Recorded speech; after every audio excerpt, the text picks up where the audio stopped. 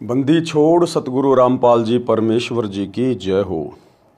परमपिता परमात्मा सारी सृष्टि के रचनहार, कुल मालिक, असंख्य ब्रह्मांडों के स्वामी, जगत गुरु, तीनों लोकों में प्रवेश करके सबका भरण पोषण करने वाले राजाधीराज, आत्माधार, नाथों के नाथ, देवों के देव महादेव, सर्वेश्वर महेश्वर, मृत्युंजय, अजरो अमर, आदि अनादि सनातनी प्रभु, जगत पिता जगदीश्वर, श्री श्री 1008 की उपाधि के वास्तविक अधिकारी, अकाल मूर्त शब्द स्वरूपी राम वासुदेव, सर्वगतम ब्रह्म, परम पूज्य, प्रथम पूज्य, परम संत, परम पुरुष, परम धनी, परम दयालु, सत्य कबीर, हक्का कबीर, अल्लाहु कबीर, अल्लाहु अकबर, बाखबर, अल्लाह ताला, जगत के तारणहार, जगत के मुक्तिदाता, जगत के जगन्नाथ, हारे के सहारे, हिंदुओं के राम, मुसलमानों के अल्लाह, सिखों के वाहेगुरु, ईसाइयों के मसीह, दया के सागर दयानिधि, करुणा के सागर करुणानिधि, स्वयंभू परिभू, संकट मोचन, कष्ट हरण, मंगल करण, दुख भंजन, अविगत कबीर,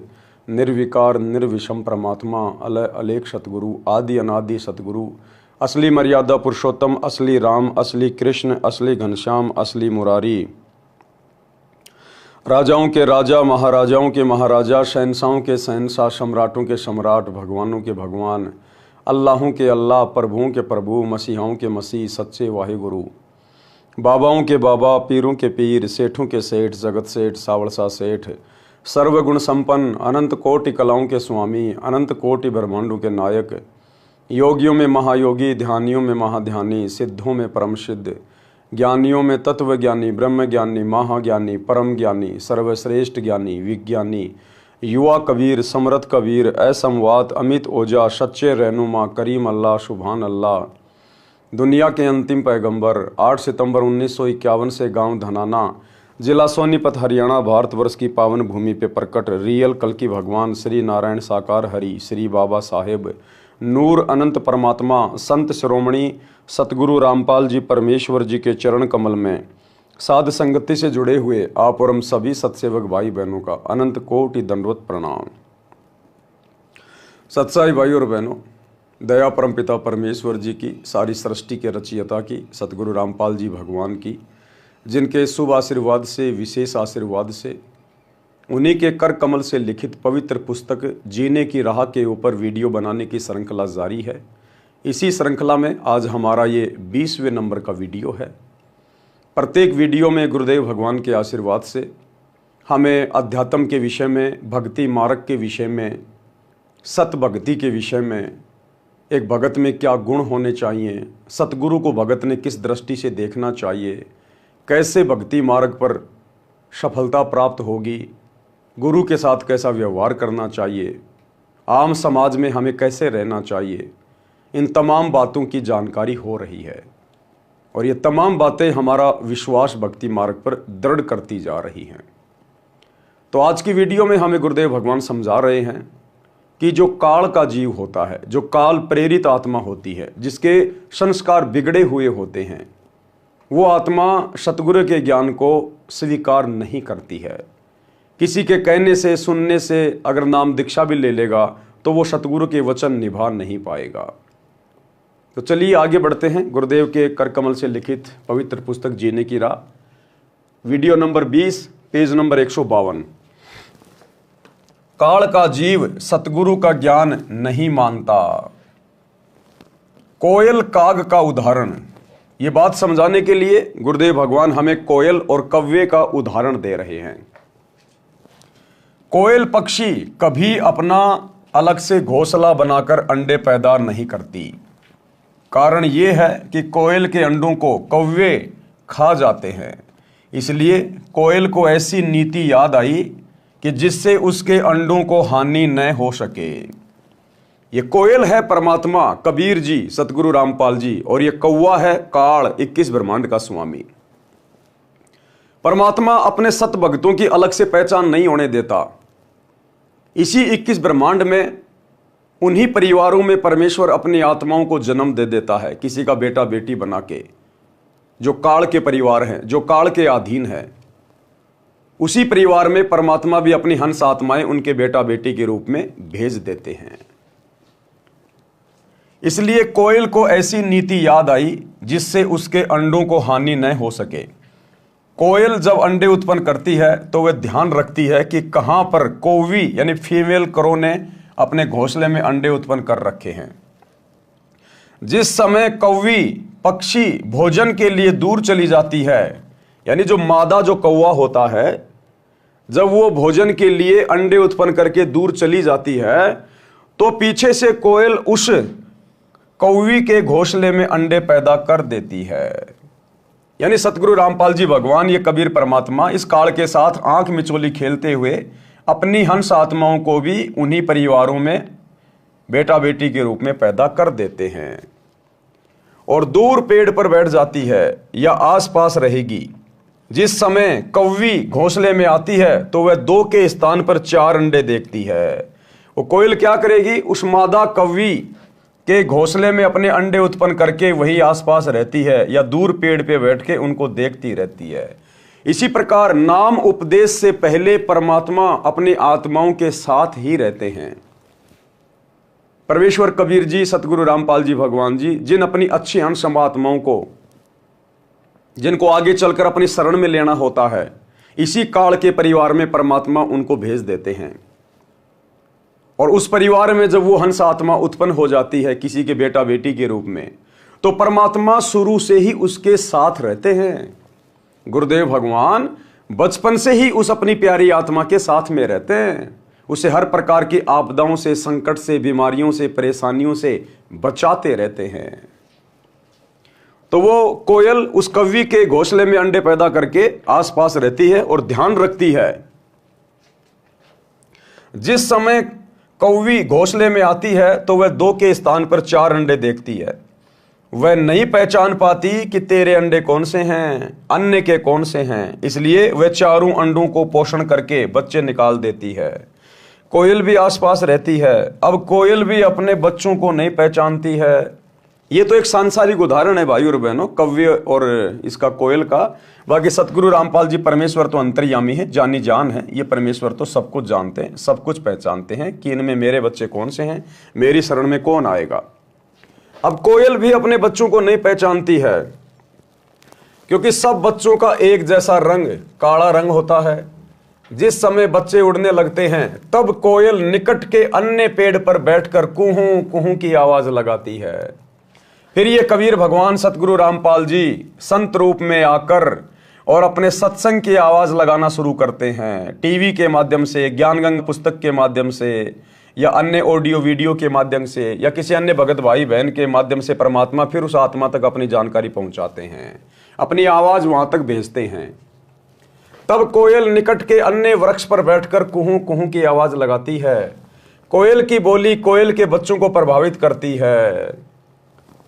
कौवे वाले मस्त रहते हैं। यानी एक परिवार में मान लीजिए 5 मेंबर हैं, और जब सतगुरु रामपाल जी के सत्संग सुनने की बात आती है, उनकी पुस्तक पढ़ने की बात आती है, तो उनमें से 2 बड़ी आसानी से सतगुरु के ज्ञान को समझ जाते हैं, पहचान जाते हैं। बाकी मेंबर नहीं मानते, बार बार कहने पर भी नहीं मानते। तो जो नहीं मान रहे हैं वो तो हैं कौवे के बच्चे, यानी वो काल प्रेरित आत्मा है।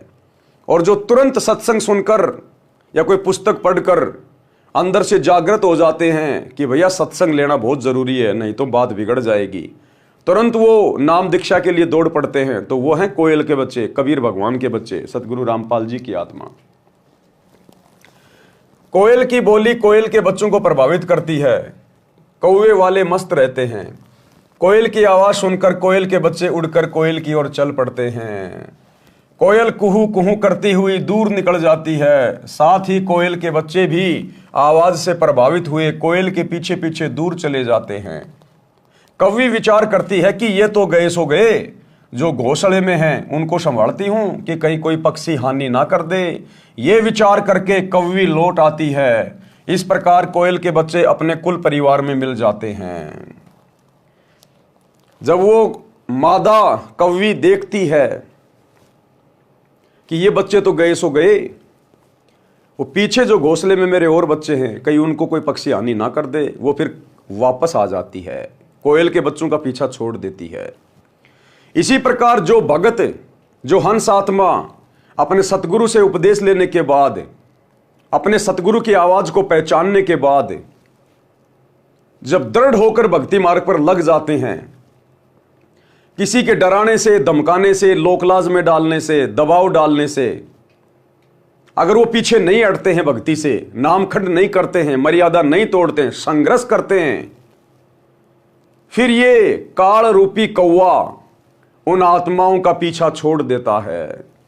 थोड़ी देर तो वो कौवी दौड़ती है पीछे पीछे कि मेरे बच्चे गए, मेरे बच्चे गए। तो शुरुआत में तो भगत के पीछे काल लगेगा कि गए गए, मेरा भोजन गया, मेरा भोजन गया। लेकिन वो कोयल के बच्चे पीछे मुड़ के नहीं देखते, वो अपनी मां की आवाज के पीछे पीछे उड़ते ही रहते हैं। तो जब सतगुरु का भगत अपने सतगुरु के ज्ञान को आधार बनाकर अपने आत्म कल्याण के लिए संघर्ष करता ही रहेगा, झुकेगा नहीं, टूटेगा नहीं, मर्यादा खंडित नहीं करेगा, चाहे घर छोड़ना पड़े, चाहे समाज छोड़ना पड़े, फिर वो कौवा, फिर वो मादा कौवा फिर उस भगत का पीछा छोड़ देती है और सोचता है कि पीछे जो मेरे बच्चे हैं कहीं उनको हानि ना हो जाए, उनको संभालता हूं। तो इस प्रकार हम भगत भाई बहनों ने सतगुरु के भक्ति मार्ग पर दृढ़ता के साथ लगना है, ताकि हमारे संघर्ष को देखकर, हमारे दृढ़ निश्चय को देखकर ये काल हमारा फिर पीछा छोड़ दे, अर्थात हमें दुखी करना, परेशान करना फिर ये बंद कर दे। तो जब घर परिवार वाले देख लेते हैं, समाज वाले देख लेते हैं, रिश्तेदार देख लेते हैं कि भैया ये मानने वाला नहीं है, इसको चाहे कितना है कूट लो, कितना है पीट लो, कितना है धमका लो, कितना है कुछ कह लो, ये मानने वाला नहीं है, ये तो बाबा रामपाल का पक्का भगत है, फिर वो घर परिवार रिश्तेदार वाले वो सब हमारा पीछा छोड़ देते हैं कि मरने दो इसको, जो करे वो करने दो, बाढ़ में जाए। तो जो संघर्ष करेगा सतगुरु उसी के साथ रहेगा और काल उसी का पीछा छोड़ेगा। जो दो नाव की सवारी में रहेगा, भक्ति भी करना चाहेगा और रिश्तेदारों को भी खुश रखना चाहेगा, उनकी ब्याह शादी में जाके, छोटे मोटे कार्यों में जाके, उनकी परंपराओं में शामिल होके, तो दो नाव की सवारी वाला कभी भी अपनी मंजिल को प्राप्त नहीं करेगा, ना घर का, ना घाट का, धोबी का कुत्ता बन के रह जाएगा। यह विचार करके वो कौवी लौट आती है। इस प्रकार कोयल के बच्चे अपने कुल परिवार में मिल जाते हैं और फिर वो दृढ़ भगत अंत में भक्ति सफल करके अपने शतलोक में चला जाता है परमानेंट सुख भोगने के लिए। परमेश्वर कबीर जी ने धर्मदास को समझाया है कि हे धर्मदास, तेरा पुत्र नारायण दास काग यानी काल का बच्चा है, उसके ऊपर मेरे प्रवचनों का प्रभाव नहीं पड़ा। आप दयाल करुणामय सत्य पुरुष के अंश हो। अब कबीर परमात्मा ने धर्मदास से कहा कि धर्मदास, तेरा जो बेटा है ना नारायण दास, वो काल की आत्मा है और तुम हो मेरे बच्चे, तुम सत्य पुरुष के अंश हो। आपके ऊपर मेरी प्रत्येक वाणी का प्रभाव हुआ और आप खींचे चले आए। काल के अंश नारायण दास पर कोई असर नहीं हुआ। यही कहानी प्रत्येक परिवार में घटित होती है। जो अंकुरी हंस यानी पूर्व जन्म के भक्ति संस्कारी, जो किसी जन्म में सतगुरु कबीर जी के सत्य कबीर पंथ में दीक्षित हुए थे परंतु मुक्त नहीं हो सके। अब देखो भाई और बहनों, बात आती है पिछली पीढ़ी पे। क्या कह रहे हैं गुरुदेव? जो किसी जन्म में सतगुरु कबीर जी के सत्य कबीर पंथ में, तो सत्य कबीर पंथ हो मेरे भाई कलयुग की पिछली पीढ़ी में शुरू होता है। ये सत्य कबीर पंथ, वास्तविक कबीर पंथ, जहां पूरी भक्ति का आपको ट्रीटमेंट दिया जाता है, ये तो कलयुग की पिछली पीढ़ी में शुरू होता है। यानी कलयुग की पिछली पीढ़ी में ही हम भगत आत्माएं अपने सतगुरु से अपना हाथ छुड़वा लेती हैं, काल के जाल में रह जाते हैं। फिर ये परमात्मा उन्हीं आत्माओं को बार बार काल के हाथ से वापस खींचता है। फिर ये परमात्मा उन आत्माओं को अपनी शरण में लेता है, कलयुग की पिछली पीढ़ी तक लाने का प्रयास करता है। तो जो इस प्रकार की अंकुरी हंस आत्मा होती हैं, जो किसी पिछले युग में, किसी जन्म में इसी कबीर परमात्मा सतगुरु रामपाल जी भगवान की शरण में रह चुकी होती हैं, ये परमात्मा उन्हीं आत्माओं को फिर से मौका देता है और वो आत्माएं तुरंत अपने पिता की बात को जान जाती है, समझ जाती है, पहचान जाती है, तुरंत वो भक्ति को स्वीकार कर लेते हैं। हंस यानी पूर्व जन्म के भक्ति संस्कारी, जो किसी जन्म में सतगुरु कबीर जी के सत्य कबीर पंथ में दीक्षित हुए थे परंतु मुक्त नहीं हो सके, मोक्ष नहीं करवा पाए। वे किसी परिवार में जन्मे हैं, सतगुरु की कबीर की वाणी सुनते ही तड़प जाते हैं। आज हम किसकी वाणी सुनकर तड़पे? सतगुरु कबीर की वाणी, सतगुरु रामपाल जी भगवान की वाणी। क्योंकि सत्संग किसने की अपने मुख कमल से? सतगुरु रामपाल जी ने। तो रियल कबीर वाणी कौन सी है? सतगुरु के सत्संग। तो रियल कबीर कौन हुए? सतगुरु रामपाल जी भगवान। सतगुरु की, कबीर जी की वाणी सुनते ही तड़प जाते हैं, आकर्षित होकर दीक्षा प्राप्त करके शिष्य बनकर अपना कल्याण कराते हैं। उसी परिवार में कुछ ऐसे भी होते हैं जो बिल्कुल नहीं मानते, अन्य जो दीक्षित सदस्य हैं उनका भी विरोध तथा मजाक करते हैं। वे काल के अंश हैं, वे भी नारायण दास की तरह काल के दूतों द्वारा प्रचलित साधना ही करते हैं। पृष्ठ 161 अनुराग सागर का सारांश। कबीर परमात्मा ने कहा कि हे धर्मदास, जिस प्रकार सूरवीर तथा कोयल के बच्चे चलने के पश्चात पीछे नहीं मुड़ते, जिस प्रकार सूरवीर यानी योद्धा रण के मैदान में कभी पीछे नहीं हटता, एक बार आगे बढ़ गया तो मरना मंजूर, पीछे कदम नहीं हटाएगा, पीठ नहीं दिखाएगा। और कोयल के बच्चे एक बार अपनी मां की आवाज को सुनकर यदि घोंसले से उड़ गए तो पीछे मुड़ के नहीं देखते। इसी प्रकार सूरवीर, कोयल के बच्चे और संत यानी भगत, ये कभी पीछे पैर नहीं हटाते, कभी पीछे पैर नहीं हटाते। कबीर परमात्मा ने कहा कि हे धर्मदास, जिस प्रकार सूरवीर तथा कोयल के बच्चे चलने के पश्चात पीछे नहीं मुड़ते, इस प्रकार यदि कोई मेरी शरण में इस प्रकार दौड़कर सब बाधाओं को तोड़कर परिवार का मोह छोड़कर मिलता है तो उसकी 101 पीढ़ियों को पार कर दूंगा। कबीर, भगत बीज होवे जो हंसा, यानी जो अधिकारी भगत होगा, जो परमात्मा का अधिकारी अंकुरी हंस होता है, भक्ति बीज होता है। कबीर, भक्ति बीज होवे जो हंसा, तारू तास के 71 वंशा, 71 यानी 101 पीढ़ी परमात्मा उसकी पार कर देता है, यानी उनको भक्ति का अधिकारी बना देता परमात्मा। दृढ़ होकर लगा वो एक भगत और पीढ़ियों का उद्धार करवा दिया 101 का। कितना पुण्य लेके जाएगा, कितना भक्ति धन लेके जाएगा। तो यदि परिवार में एक भगत पे दृढ़ होकर ज्ञान को समझकर, ज्ञान को आधार बनाकर, गुरु को भगवान मानकर, समाज को ना देखकर, लोकलाज मर्यादाओं को ना देखकर अगर भक्ति पर दृढ़ होकर लग जाता, दीवार बन के खड़ा हो जाता है, तो वो अपनी 101 पीढ़ियों का उद्धार करवा देता है, 101 पीढ़ियों का। और अगर परिवार का कोई सदस्य जो मुखिया है, जिसने उपदेश ले लिया, और यदि वो कमजोर पड़ जाता है, भक्ति पे दृढ़ नहीं रहता, मर्यादा तोड़ देता है, बार बार नाम खंड करके बैठ जाता है, तो वो अपनी आने वाली पीढ़ियों को भी काल के मुख में भेज देता है, काल का भोजन बना देता वो। तो परमेश्वर ने वर्तमान में आप और हम सभी भगत भाई बहनों को मुख्य तौर पे चुना है। मुख्य तौर पे हम परमेश्वर की भक्ति रूपी फसल के बीज हैं, बीज। तो भाई और बहनों, हमने दृढ़ रहना, क्योंकि हमारे पीछे हमारी 101 पीढ़ियों का भविष्य जुड़ा हुआ है। कबीर, भक्ति बीज होवे जो हंसा, तारू तास के 71 वंशा। कबीर, कोयल सुत जैसे सूरा होई, ये विधि धाय मिले मोहे कोई। निज घर की सुरती करे जो हंसा, तारू तास के 71 वंशा। हंस यानी भगत के लक्षण। अब भक्ति मार्ग पर आने के बाद में भगत के अंदर क्या क्या लक्षण होने चाहिए, तब कहीं जाकर उसकी भक्ति सफलता की ओर आगे बढ़ेगी।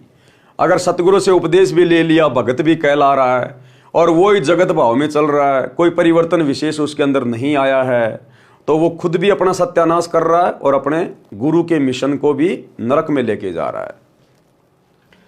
काग जैसी गंदी वृत्ति को त्याग देता है। जो हंस होता है, जो सच्चा भगत होता है, वो काग जैसी गंदी वृत्ति को त्याग देता है। काग क्या करता है? काग गंदी वस्तुएं खाता है, टट्टी खाता है, गोबर खाता है, कीड़े मकोड़े खाता है, मांस खाता है। तो जो गंदी वृत्ति का व्यक्ति होता है वो सच्चा भगत नहीं बन सकता, नेक भगत नहीं बन सकता। वो गंदा भगत नाम लेने के बाद भी राजनीति भी करेगा, समाज से यारी दोस्ती भी निभाएगा, किसी के आरक्षण में जाके बैठ जाएगा बिरानी आग में, गुंडों की सीबीआई जांच भी करवा देगा, जाटों की धर्मशाला भी बनवा देगा, दनाना गांव के लिए स्टेडियम भी बनवा देगा, आश्रमों में हॉस्पिटल भी खुलवा देगा, दुनिया भर की ड्रामेबाजी भी करेगा, राजनेताओं की रैली में भी धक्का खाता फिरेगा और अपने आप को भगत भी कहलाएगा। तो परमात्मा कहते हैं जो काग जैसी गंदी वृत्ति के होते हैं, काग जैसी गंदी वृत्ति को त्याग देता है कौन? जो सच्चा भगत होता है। तो वह हंस यानी भगत बनता है। काग निज स्वार्थ पूर्ति के लिए दूसरों का अहित करता है। किसी पशु के शरीर पर घाव हो जाता है तो कौवा उस घाव से नोच नोच कर मांस खाता है। पशुओं की आंखों से आंसू ढलकते रहते हैं। कौवे की बोली भी अप्रिय होती है। हंस यानी भगत को चाहिए कि अपनी कौवे वाला स्वभाव त्यागे।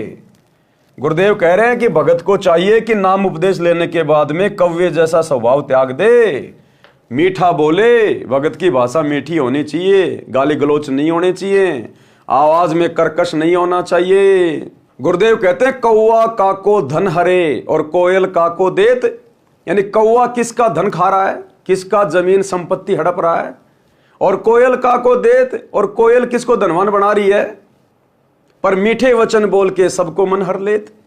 कौवा काको धन हरे और कोयल काको देत, पर मीठे वचन बोल के सबको मन हर लेत।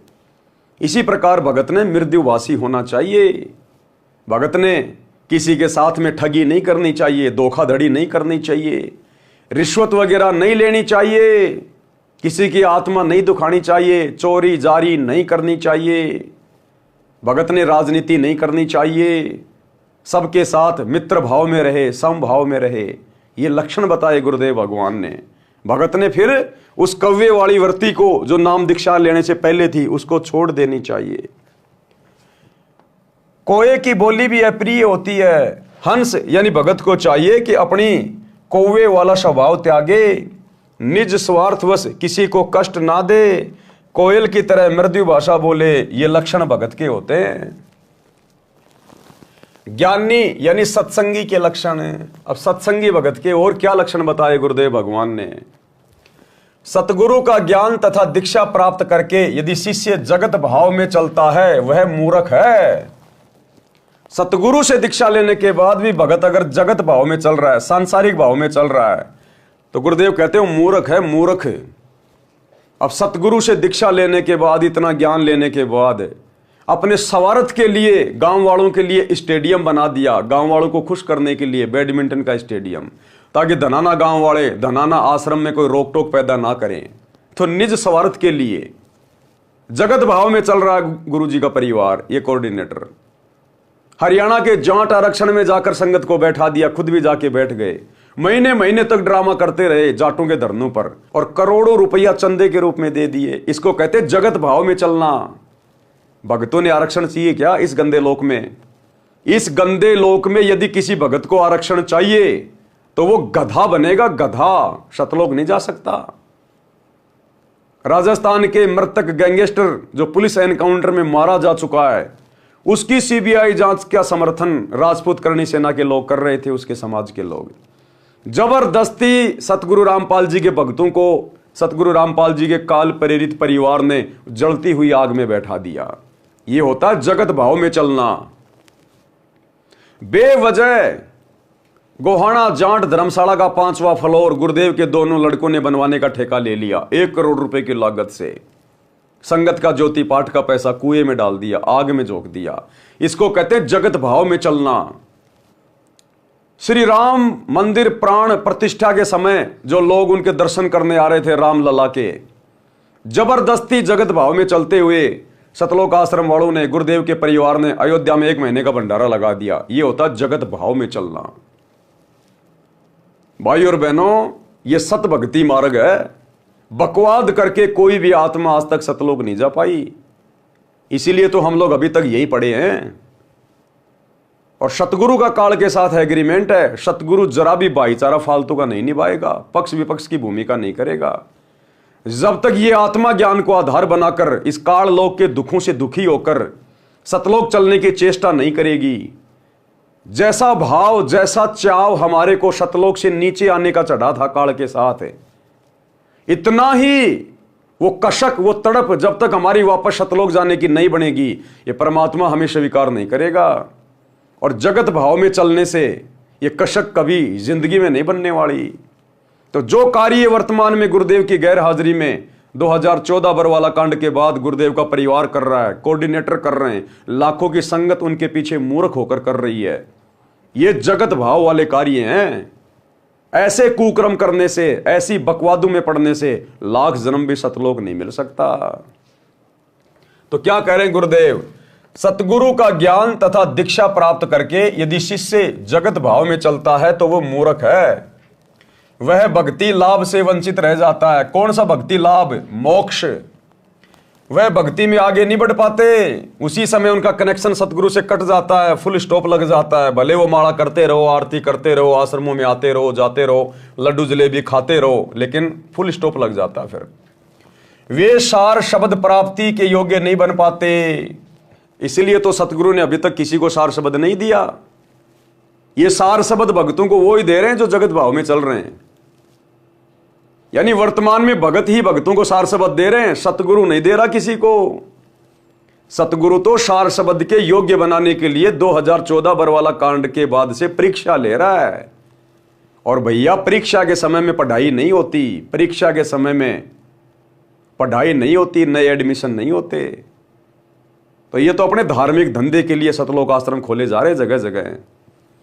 गुरुदेव कह रहे शिष्य जब तक उपदेश लेने के बाद जगत भाव में चलेगा वो सार शब्द के योग्य नहीं बनता।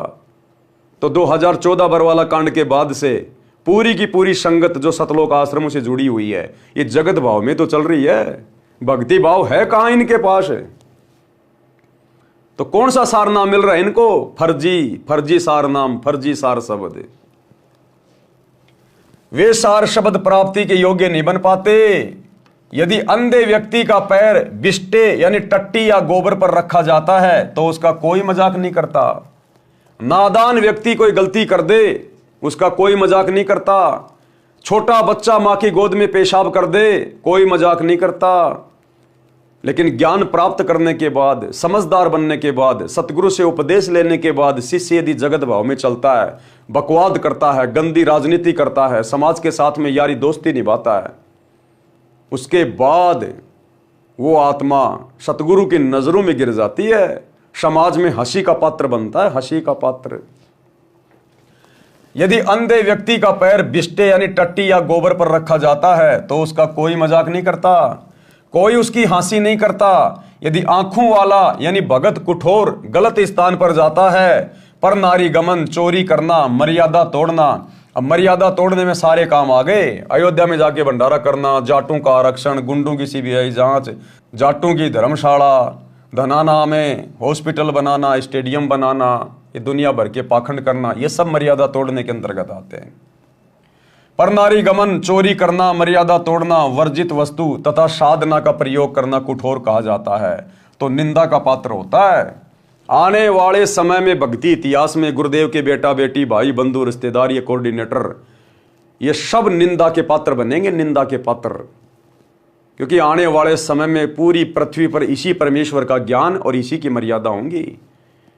उस समय ये जो यादगार इन्होंने जो बनवा दी हैं गुरुदेव की गैर हाजिरी में जगत भाव में चलते हुए, ये धनाना में स्टेडियम बना दिया, यादगार बना दी कि आने वाला भगत समाज हमारे को कुठोर दृष्टि से देखे कि रे गधो, सतगुरु के परिवार में जन्म लेने के बाद भी तुम सतगुरु के मोटे मोटे नियम भी नहीं समझ पाए। सतगुरु ने तो प्रथम नाम दीक्षा के समय बता दिया कि भक्तों ने ताश भी नहीं खेलनी, कोई गेम नहीं खेलना, सहयोग नहीं करना, और तुमने ये 1 करोड़ रुपए का स्टेडियम बनवा दिया धनाना वालों के लिए, तो वो निंदा के पात्र बनेंगे।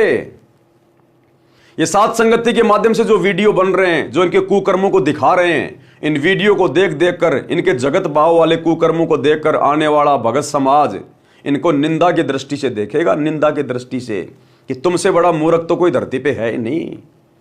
तुम कहलाते थे गुरु जी के बेटा बेटी, भाई बंधु, रिश्तेदार, कोऑर्डिनेटर, बड़े बड़े भगत, तुम बड़े बड़े आश्रम चला रहे थे और ज्ञान तुम्हारे को 2 दिल्ली का भी नहीं। तुमने एक भी मर्यादा गुरुदेव की सुरक्षित नहीं रखी। तो आने वाले समय में यही गुरु का काल प्रेरित परिवार समाज में निंदा का पात्र बनेगा जब गुरु जी का ज्ञान पूरी पृथ्वी पर होगा। अनुराग सागर के पेज नंबर 162 तथा 163 का सारांश, भगत परमार्थी होना चाहिए। परमार्थी जैसे गाय स्वयं को जंगल में, खेतों में घास खाकर आती है, स्वयं जल पीती है और मानव को अमृत दूध पिलाती है, उसके दूध से घी बनता है। गाय सुत यानी गाय का बच्चा हल में जोता जाता है, इंसान का पोषण करता है यानी खेत में कार्य करके। गाय का गोबर भी मनुष्य के काम आता है। मृत्यु उपरांत गाय के शरीर के चमड़े से जूती बनती है जो मानव के पैरों को कांटों कंकरों से रक्षा करती है। मानव जन्म प्राप्त प्राणी परमार्थ ना करके भक्ति से वंचित रहकर पाप करने में अनमोल जीवन नष्ट कर जाता है। मांसाहारी नर राक्षस की तरह गाय को मारकर उसके मांस को खा जाता है, वह महापाप का भागी बनता है। इस संबंध की परमेश्वर कबीर जी की निमन वाणी पढ़ें। परमार्थी गऊ का दृष्टांत यानी उदाहरण है। गऊ को जानू परमार्थ खानी, गऊ चाल गुण परखूं ज्ञानी। उस गाय की तरह भगत ने अपने आप को भक्ति मार्ग पर रखना चाहिए, परमार्थी भाव में। आपन चरे तरन उद्याना, यानी खुद तो वो घास खाती है, खुद तो गाय क्या खाती है? घास। अचवे जल दे छीर निदाना, और पानी पीकर दूसरों को छीर यानी दूध देती है। तासू छीर घृत देव अगाही, फिर उस दूध से घी निकलता है। सो सुत नर के पोषक आही। गोशुत, गोशुत यानी गाय का बच्चा इंसान के पोषण के काम में आता है, अर्थात उसके फसल में उसका सहयोग करता है। खेत की बिजाई होती है, खेत की जुताई होती है गाय के बच्चों से, बैल से। बिष्टा तासों काज नर आवे, गाय का गोबर भी खेत में खाद के रूप में काम आता है। नर अग कर्मी जन्म गमावे, और इंसान मनुष्य जन्म प्राप्त करके भी उल्टे कर्म करके भक्ति ना करके अपना जन्म बर्बाद कर जाता है। टीका पूरे तब गोतन नाशा, नर राक्षस गोतन लेत गराशा। चाम तासु तन अति सुखदाई, एतिक गुण एक गोतन भाई। इतने गुण तो एक गाय में होते हैं, जबकि इंसान में कितने गुण होने चाहिए। परमार्थी संत लक्षण। गोशम संत गहे ये बाणी, तो नहीं काल करे जीवहानि। अगर गाय की तरह भगत यदि परमार्थी हो जाए, अपनी मर्यादाओं को सुरक्षित रखकर परमार्थ करना है। ये कलयुग की बिचली पीढ़ी है। परमार्थी होना बहुत अच्छी बात है, दयावान होना बहुत अच्छी बात है। दया बिना दरवेश कसाई। जिस दरवेश यानी संत में भगत में दया नहीं है, वो तो कसाई के समान है। लेकिन दया हमने केवल उतनी करनी है कि हमारी मर्यादा सुरक्षित रहे। अगर मर्यादा तोड़कर आप किसी का भला कर रहे हो, आप सबसे बड़े बुद्धू हो, सबसे बड़े मूर्ख हो आप। हमने राजा जनक की तरह आवश्यकता से ज्यादा दया भाव नहीं दिखाना। राजा जनक दयालु था, अपने आद्य पुण्य उन 12 करोड़ आत्माओं के निमित्त कर दिए धर्मराज को, जो नरक में कष्ट भोग रही थी। काल ने ठग लिया, उसको पुण्यहीन कर दिया। तो हम भक्तों ने यह गलती नहीं करनी बिल्कुल भी। जैसे बाजीद ने उस बुढ़िया को अपनी सारी कमाई दे दी उस कुतिया को रोटी खिलाने के लिए, हमने ये गलती नहीं करनी। अगर हमारी भक्ति पे आंच आएगी तो चाहे दुनिया जल के मरो, हमने देखना भी नहीं है। और बाकी हमारी मर्यादाओं में रहते हुए यदि हम किसी का भला कर सकते हैं, किसी की मदद कर सकते हैं तो कीजिए, उसमें कोई दिक्कत नहीं। वो आपके ऊपर निर्भर करता है करना या नहीं करना है। परंतु मर्यादा तोड़कर किसी का भला किया, किसी के ऊपर दया दिखाई, तो फिर सबसे बड़े हम मूर्ख समझे जाएंगे, सबसे बड़े मूर्ख। नरतन लही असबुद्धि होई, सतगुरु मिले अमर है सोई। सुन धर्मनी परमारथ वाणी, परमारथ ते होय न हानि। पद परमारथ संत अधारा, गुरु सम लेई सो उतरे पारा। सत्य शब्द को परिचय पावे, परमारथ पद लोक सिंधावे। सेवा करे बिसारे आपा, यानी सेवा करे, और आपा यानी घमंड, घमंड को त्याग दे। आपा थाप अधिक संतापा, अगर खुद के ऊपर लेगा कि मैंने ये परमार्थ कर दिया, मैंने ये भलाई का काम कर दिया, मैंने इतनी सेवा कर दी, कहते फिर उसके ऊपर संकट आएगा, दुख आएगा। ये नर अश्चातुर बुद्धि माना, गुण शुभ कर्म कहे हम ठाना। ऊंचा कर्म अपने सिर लीन्या, अवगुण कर्म पर सिर दीन्या। यानी जो मुख्य मुख्य सेवा है, मुख्य मुख्य जो महिमा है, वो तो अपने ऊपर ले ली, और जो नीचे कर्म है, जो अवगुण है, वो दूसरे के सिर पे रख दिए, तो कहते हैं वो भी भगत नहीं है। तात होए शुभ कर्म विनाशा, धर्मदास पद गहो विश्वासा। आशा एक नाम की राखै, निज शुभ कर्म प्रगट नहीं बाखै। गुरुपद रहे सदा लो लीना, जैसे जल ही न विसरत मीना। गुरु के शब्द सदा लो लावे, सत्य नाम निस दिन गुण गावे। जैसे जल ही न बिसरे मीना, ऐसे शब्द गहे परवीना। पुरुष नाम को अस पर भाऊ, हंसा भौरी ने जग में आऊं। निश्चय जाए पुरुष के पासा, कूरम कला परखूं धर्मदासा। अब गुरुदेव इनका सरलार्थ कर रहे हैं कि भगत ने किस प्रकार से परमार्थी होना है। परमेश्वर कबीर जी ने धर्मदास जी के माध्यम से मानव मात्र को संदेश व निर्देश दिया है। कहा है कि मानव को गाय की तरह परमार्थी होना चाहिए। जिनको सतगुरु मिल गया है वे तो अमर हो जाएंगे, घोर पापों से बच जाएंगे। सेवा करे तो अपनी महिमा की आशा ना करे कि मैंने इतनी पुस्तक बांट दी, मैंने इतने भक्तों को नाम दिला दिया। ये बिल्कुल अपने ऊपर ना ले भगत। सेवा करे तो सेवा भाव से करे, मान बढ़ाई की इच्छा ना रखे, इज्जत प्राप्ति की इच्छा ना रखे। सेवा करे तो अपनी महिमा की आशा ना करे। यदि अपने आप को मान बढ़ाई के लिए अपने आप को महिमावान मान लेगा तो उसको अधिक कष्ट होगा, शुभ कर्म नष्ट हो जाएंगे। उपदेशी केवल एक नाम की आशा रखे, केवल अपने गुरुदेव भगवान की आशा, केवल इनके सत भक्ति मंत्रों की आशा, दुनिया के आगे हाथ न फैलाए और किसी देव महादेव से मोक्ष की या धन प्राप्ति की कोई भी भौतिक इच्छा की डिमांड ना करे। केवल अपने गुरुदेव से आशा रखे, उनकी भक्ति पे लगे रहे, नाम का सुमरण करता रहे।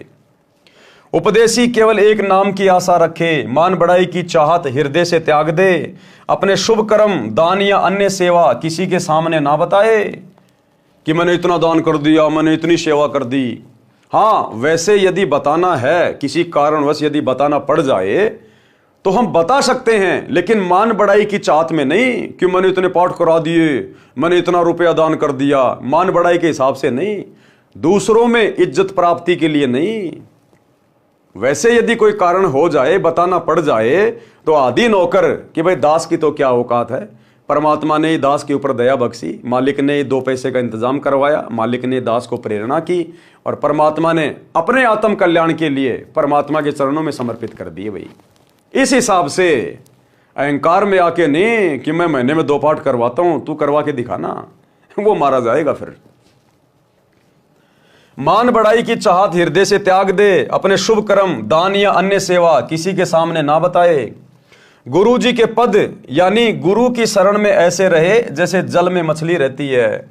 मछली एक पल भी पानी के बिना नहीं रह सकती, तुरंत मर जाती है। ऐसे गुरु की शरण को महत्व देवे। किसकी शरण को? गुरु की शरण को। गुरु जी द्वारा दिए शब्द यानी जाप मंत्र, सतगुरु शब्द जो सतनाम है यानी वास्तविक भक्ति मंत्र में सदा लीन रहे, जो पुरुष परमात्मा का भक्ति मंत्र है, उसका ऐसा प्रभाव है, उसमें इतनी शक्ति है कि साधक पुनः संसार में जन्म मरण के चक्कर में नहीं आता। वह वहां चला जाता है जो सनातन परम धाम, जहां परम शांति है, जहां जाने के पश्चात भगत कभी लौटकर इस गंदे लोक में नहीं आता।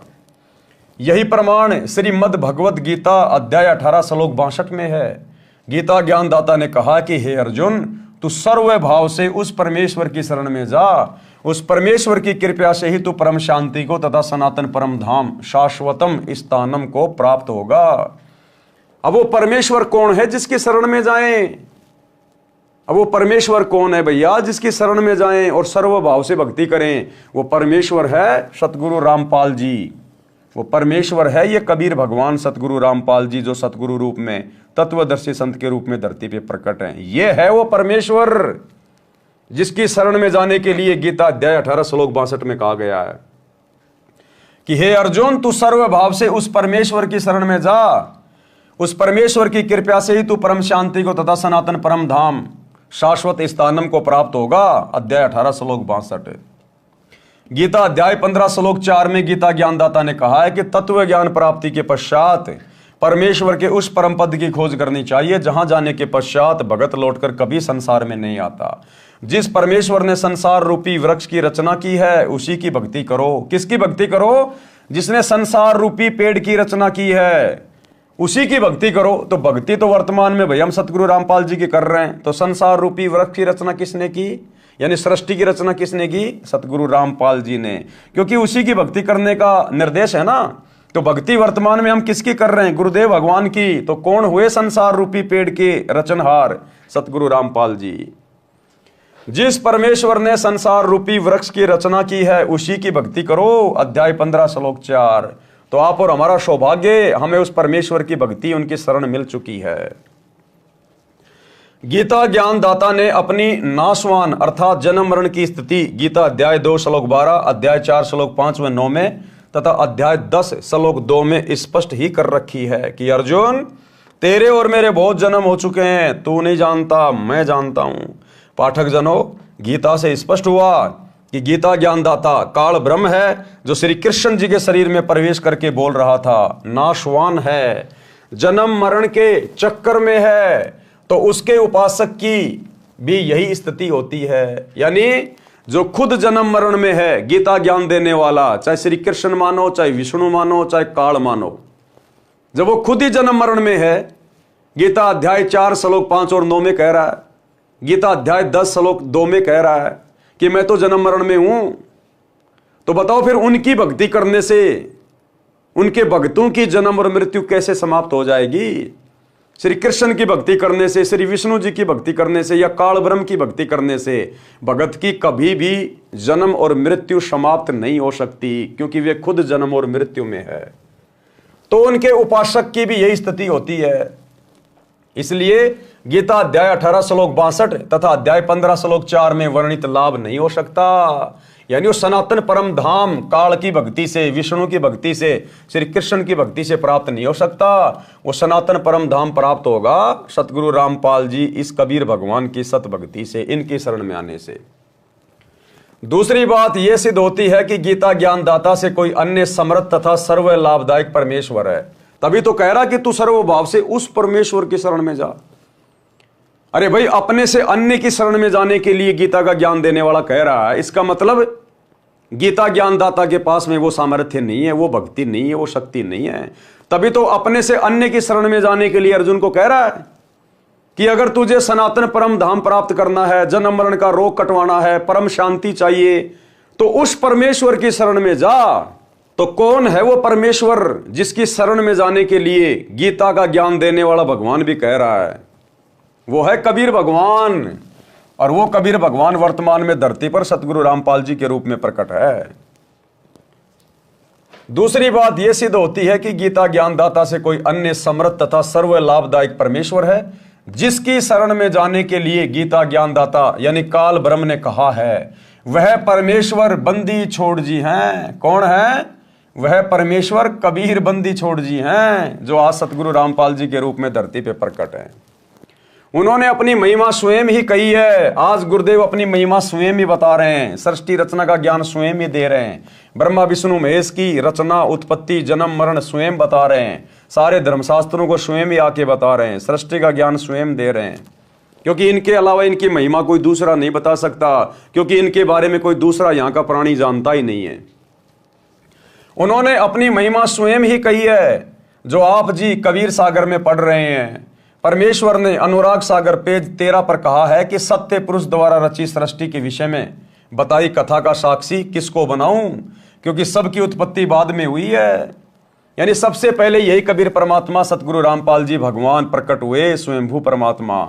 उसके बाद इन्होंने सारी सृष्टि उत्पन्न की है। तो इनकी कहानी भला कौन जान सकता है, क्योंकि सब तो इनके बाद में उत्पन्न हुए, इन्हीं के द्वारा।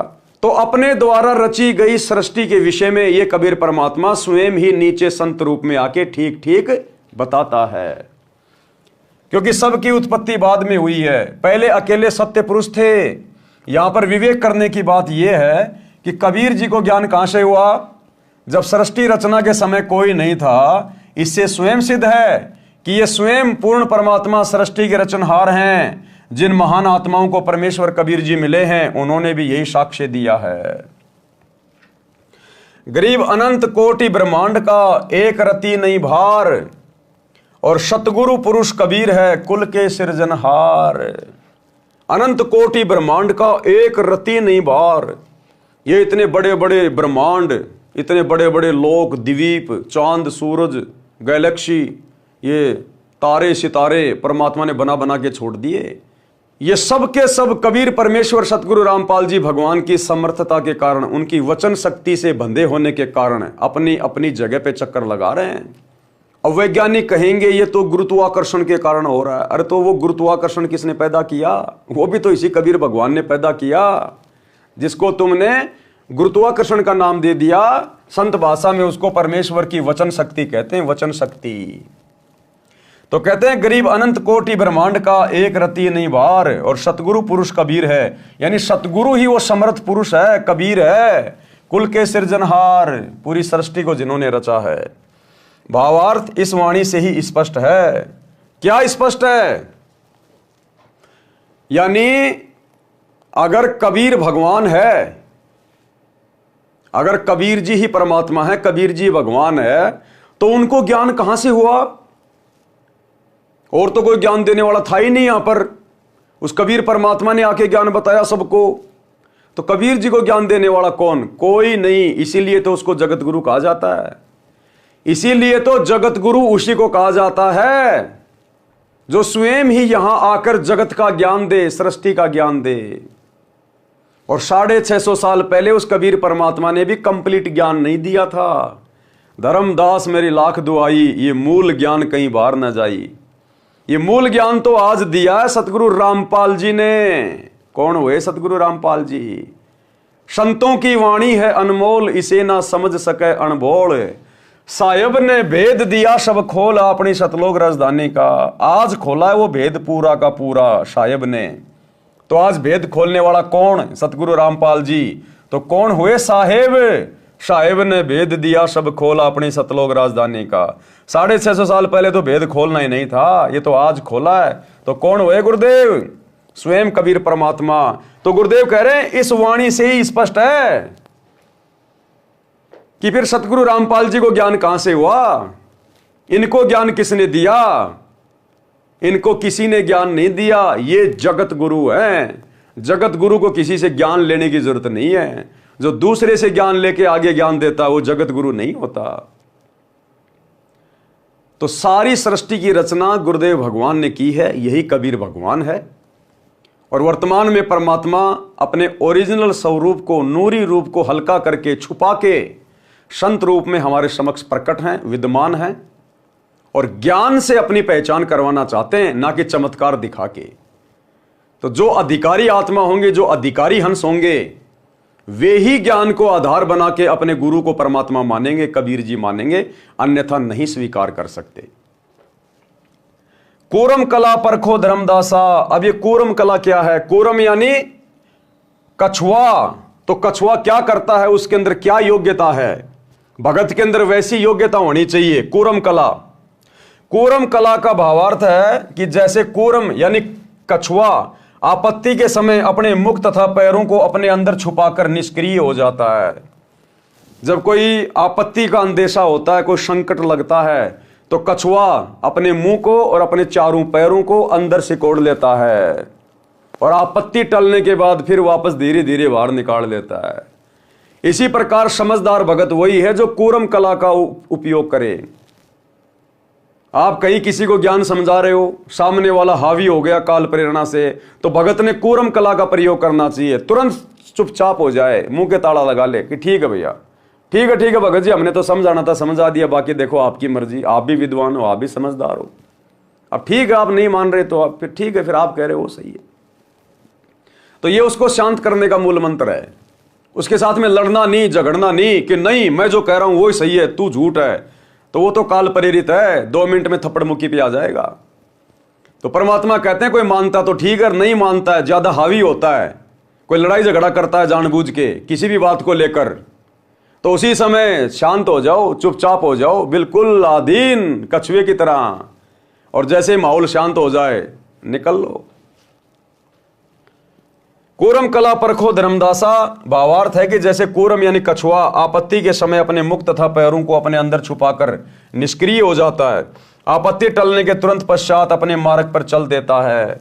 इसी प्रकार भगत को चाहिए कि यदि सांसारिक व्यक्ति आपके भक्ति मार्ग में बाधा उत्पन्न करें तो उनको उलटकर जवाब ना देकर अपनी भक्ति को छुपाकर सुरक्षित रखें। यानी उनके साथ में लड़ाई झगड़ा करके, वाद विवाद करके, गाली गलौज करके अपनी भक्ति का सत्यानाश ना करें, शांत हो जाएं। सामान्य स्थिति होते ही फिर उसी गति से साधना करें। इस प्रकार करने से निश्चय जाए पुरुष के पासा, वह साधक परमात्मा के पास अवश्य चला जाता है। क्यों? क्योंकि जब हम अपने गुरुदेव के द्वारा बताए गए फॉर्मूलों को अपने जीवन में लागू करेंगे तो हमें 101% सफलता प्राप्त होगी। क्योंकि गुरु हमें वही फॉर्मूला बताएगा जो बिल्कुल स्वयं सिद्ध है।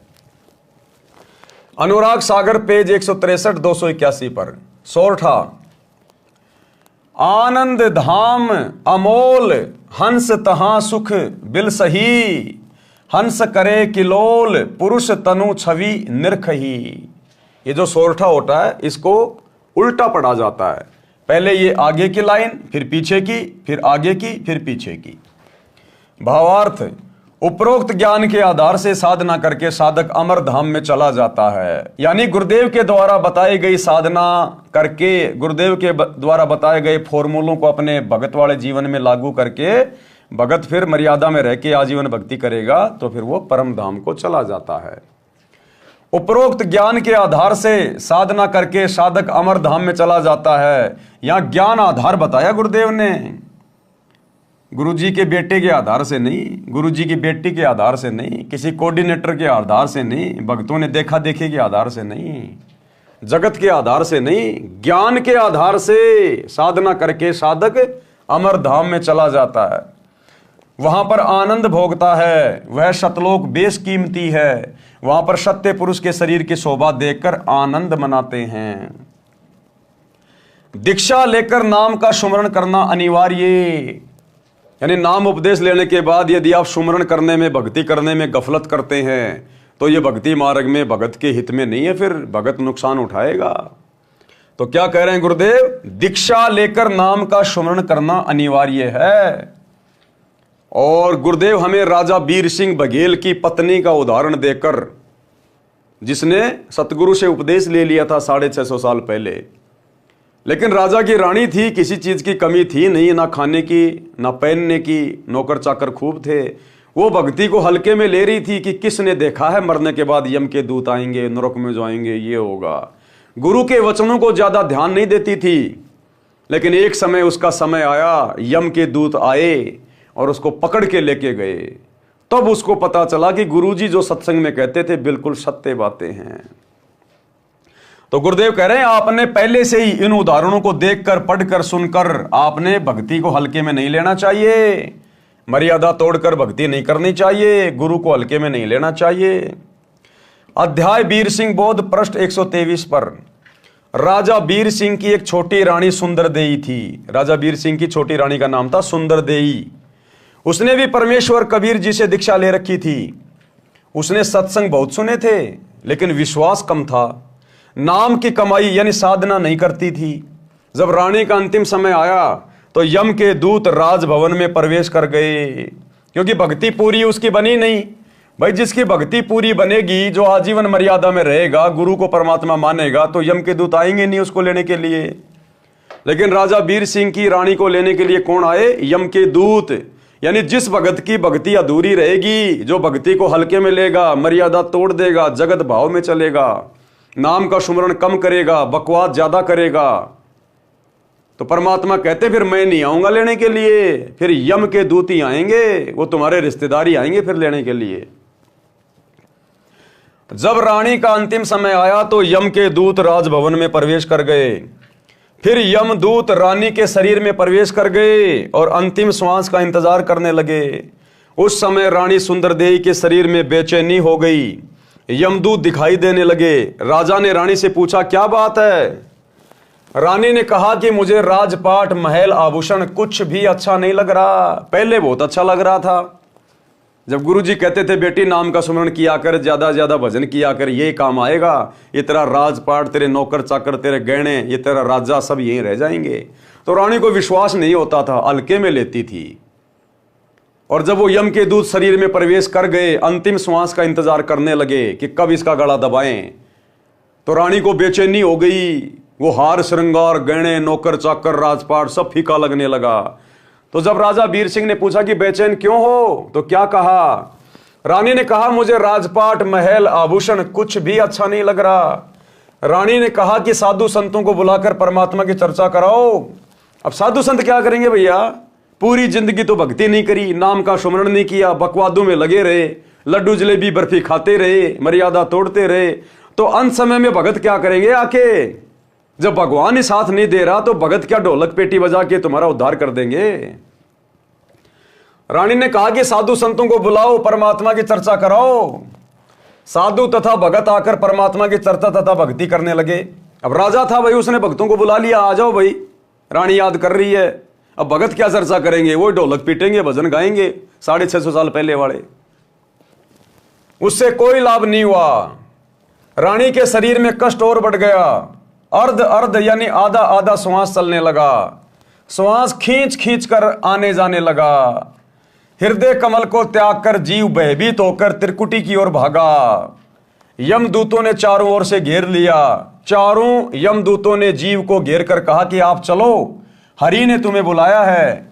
तब रानी के जीव को सत्संग वचन याद आए। उस समय याद आए उसको गुरुजी के वचन कि गुरुजी सत्संग में सही कहा करते थे, भाई यम के दूत आएंगे लेने के लिए अगर भक्ति नहीं करी तो, और गला पकड़ के लेके जाएंगे। अब रानी को तुरंत गुरुजी के सत्संग याद आ गए। अब भाई और बहनों, याद हुआ तो कुछ नहीं आना उस समय। जिसने जैसी भक्ति करी है परमात्मा ही साथ रहता है। लेकिन यहां ये सारी बातें गुरुदेव आप और हम पिछली पीढ़ी वालों को सतर्क करने के लिए ये रानी सुंदर देवी का उदाहरण दे रहे हैं, उसके अंतिम जीवन की सत्य कथा बता रहे हैं। अगर उस समय तुम्हें गुरु का वचन याद आ भी गया तो भी तुम क्या कर लोगे? जब भक्ति तुम्हारी पूरी नहीं है तो गुरु क्या कर लेगा भाई? तो गुरुदेव हमें समझा रहे हैं वर्तमान वाले भक्तों को कि तुम्हारा फाइनल दाव है, गफलत मत करना।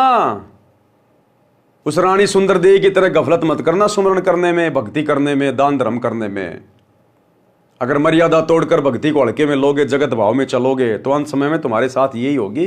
फिर तुम्हारा गुरु नहीं आएगा विमान लेके, फिर काल के दूत आएंगे लठ लेके। तब रानी के जीव को सत्संग वचन याद आए। उसने यमदूतों से कहा कि हे बटपार, हे जालिमों, तुम यहां क्यों आ गए? हमारा सतगुरु हमारा मालिक है, आप हमें नहीं ले जा सकते। मेरे सतगुरु धनी मालिक ने मुझे नाम दिया है, मेरे गुरुजी आएंगे तो मैं जाऊंगी। ये बात सुनकर यम के दूत बोले कि यदि आपका कोई खसम यानी धनी है तो उसको बुलाओ, नहीं तो हमारे साथ परमात्मा के दरबार में चलो। जीव ने कहा, धरणी आकाश से नगर नियारा, तहां निवाजे धनी हमारा। कि मेरा धनी, मेरा मालिक तो शतलोक में निवास करता है। अगम शब्द जब भाखे नाऊं, तब यम जीव के निकट नहीं आऊं। भावार्थ, पहले तो रानी को विश्वास नहीं हो रहा था कि जो सतगुरु जी सत्संग में ज्ञान सुना रहे हैं वह सत्य है। वो सोचती थी कि ये केवल कहानी है, क्योंकि सब नौकर नौकरानी आज्ञा मिलते ही दौड़ आते थे, मनमर्जी का खाना खाती थी, सुंदर वस्त्र आभूषण पहनती थी। उसने सोचा था कि ऐसे ही आनंद बना रहेगा। ये तो पिछले जन्म की बैटरी चार्ज थी, वर्तमान में चार्जर मिला तो चालू नहीं किया, यानी साधना नहीं की। जब बैटरी की चार्जिंग समाप्त हो जाती है, बैटरी डाउन हो जाती है, तो सारी सुविधाएं बंद हो जाती हैं। फिर ना पंखा चलता है, ना बल्ब जगता है, बटन दबाते रहो, कोई क्रिया नहीं होती। इसी प्रकार जीव का पूर्व जन्म की भक्ति का धन यानी चार्जिंग समाप्त हो जाती है तो सारी सुविधाएं छीन ली जाती है, जीव को नरक में डाल दिया जाता है। तब उसको अकल आती है, उस समय वक्त हाथ से निकल चुका होता है, उस समय वक्त हाथ से निकल चुका होता है। कितना चिल्ला लेना, फिर कुछ बात नहीं बनेगी, केवल पश्चाताप और रोना शेष रह जाता है। रानी सुंदर देवी ने सत्संग सुन रखा था, पूर्ण सतगुरु से दीक्षा ले रखी थी, नाम की कमाई नहीं की थी, वह गुरुद्रोही नहीं हुई थी, गुरु निंदा नहीं करती थी। रानी ने सतगुरु को याद किया कि हे सतगुरु, हे मेरे धनी, मेरे को यमदूतों ने घेर रखा है, मुझ दासी को छुड़ाओ। मैंने आपकी दीक्षा ले रखी है। आज मुझे पता चला कि ऐसी आपत्ति में ना पति काम आता है, ना पत्नी, ना बेटा, ना बेटी, ना भाई बहन, ना राजा प्रजा, कोई सहायक नहीं होता। आप और हमें गुरुजी समझा रहे हैं कि सुधर जाओ कलयुग की पिछली पीढ़ी वालों। अंत समय कोई ना हो सहाई, अंत समय तुम्हारे कोई काम नहीं आएगा। ये तुम्हारी संपत्ति जिसके लिए तुम दिन रात एक कर रहे हो, और टाइम कर रहे हो, दुनिया को ठग रहे हो, लूट रहे हो, आगे से आगे काम धंधा बढ़ा रहे हो, हैं, 4 पैसे कमाने के लिए ना जाने क्या क्या ऊट पटांग कर रहे हो। ये तुम्हारे बेटा बेटी, भाई बंधु, रिश्तेदार, कार कोठी जवाई कुछ काम नहीं आएंगे, कुछ भी। वहां तो सतगुरु की भक्ति काम आनी है, सतगुरु की भक्ति। अगर वो नहीं करोगे तो कुछ लेना देना नहीं। रानी के जीव ने हृदय से सतगुरु को पुकारा। तुरंत सतगुरु कबीर जी वहां उपस्थित हुए। कौन सतगुरु कबीर जी? जो उस समय रानी के गुरु के रूप में आए हुए थे, जो वर्तमान में हमारे गुरु जी के रूप में आए हुए हैं, ये सतगुरु कबीर जी। तुरंत सतगुरु कबीर जी वहां उपस्थित हुए। रानी ने दौड़कर सतगुरु देव जी के चरण लिए। उसी समय यमदूत भागकर हरि यानी धर्मराज के पास गए और बताया कि उसका सतगुरु आया। तो वहां पर प्रकाश हो गया। जीव ने सत सुकृत नाम जपा था, उसको इतना ही याद था, इस कारण से उसको यमदूतों से छुड़ाया तथा पुनः जीवन बढ़ाया। तब रानी ने दिल से भक्ति की। यानी सतगुरुदेव भगवान ने, इसी कबीर परमात्मा ने, जो उस समय कबीर नाम से आए हुए थे, उस रानी सुंदरदेई के गुरुजी के रूप में थे, जो वर्तमान में हमारे गुरुदेव के रूप में हैं। इस परमेश्वर ने उस अपनी आत्मा को, रानी सुंदरदेई को, यम के दूतों से छुड़वाया और उसके जीव को वापस उसके शरीर में डाला और कुछ समय उसको और दिया भक्ति के लिए। फिर रानी को दृढ़ विश्वास हो गया।